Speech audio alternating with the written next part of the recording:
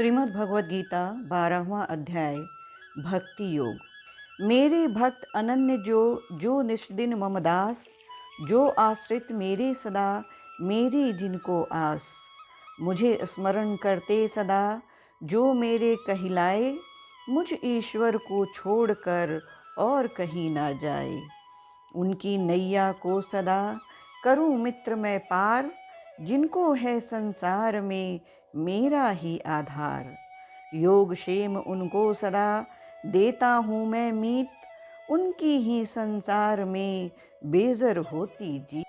भगवान श्री कृष्ण के वचनों को सुनकर अर्जुन ने पूछा, हे मनमोहन, जो अनन्य प्रेमी भक्तजन निरंतर आपके भजन ध्यान में लगे रहकर सद्गुण स्वरूप आप परमेश्वर को अति श्रेष्ठ भाव से पूजते हैं और जो अविनाशी सच्चिदानंद निराकार की उपासना करते हैं, उन दोनों प्रकार के भक्तों में श्रेष्ठ योगवेता कौन है?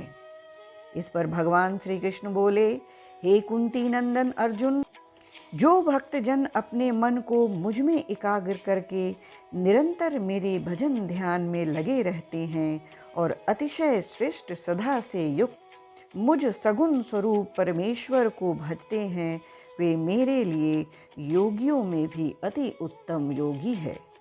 उनको मैं अति श्रेष्ठ मानता हूँ। जो प्राणी इंद्रियों को अच्छी प्रकार वश में करके मन बुद्धि से दूर सर्वव्यापी अकथनीय स्वरूप सदा एक रस में रहने वाले नित्य अचल निराकार और अविनाशी सच्चिदानंद स्वरूप ब्रह्म का एकांकी भाव से ध्यान करते हैं, उपासना करते हैं, वे संपूर्ण प्राणियों के हित में रत हुए तथा सब में समान भाव वाले योगी भी मुझे ही प्राप्त होते हैं। हे अर्जुन, जब तक शरीर में अभिमान रहता है, तब तक शुद्ध सच्चिदानंद निराकार ब्रह्म में स्थित होना कठिन है। मेरे भक्ति में डूबे हुए भक्तजन अपने संपूर्ण कर्मों को मुझे अर्पण करते हुए मुझ सद्गुण स्वरूप परमेश्वर को ही तैल धारा के सदृश अनन्य ध्यान योग से निरंतर भजते हैं।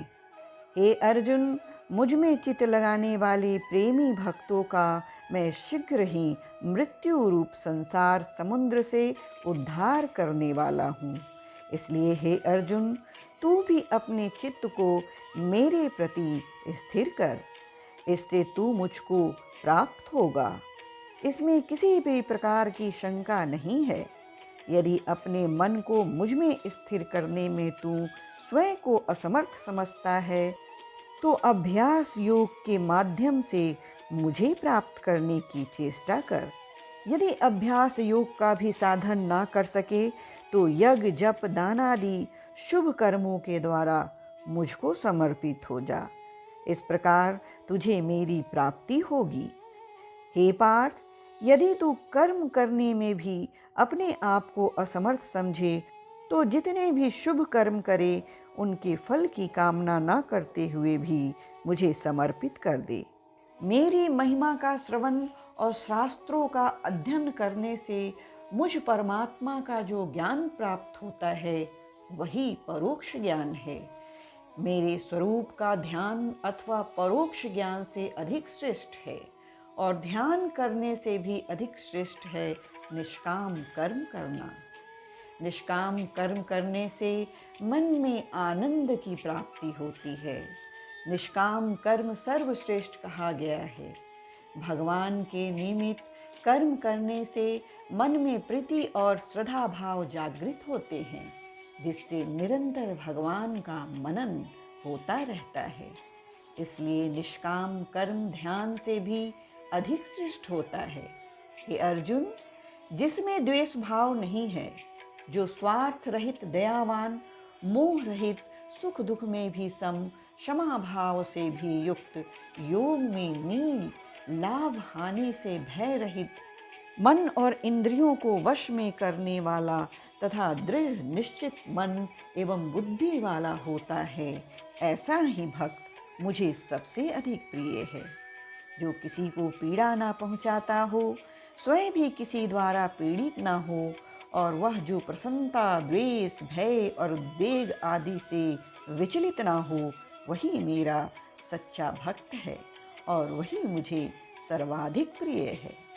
हे धनंजय, जो प्राणी मन में किसी भी प्रकार की आकांक्षा नहीं रखता तथा जिसका अंतःकरण शुद्ध है, जो सृष्टि में अपनी उत्पत्ति का उद्देश्य पूर्ण कर चुका हो, जो किसी के साथ भेदभाव ना रखता हो तथा प्रारब्धवश किए जाने वाले कर्मों में जिसकी आसक्ति ना हो, ऐसा ही भक्त और प्राणी मुझे प्रिय हैं।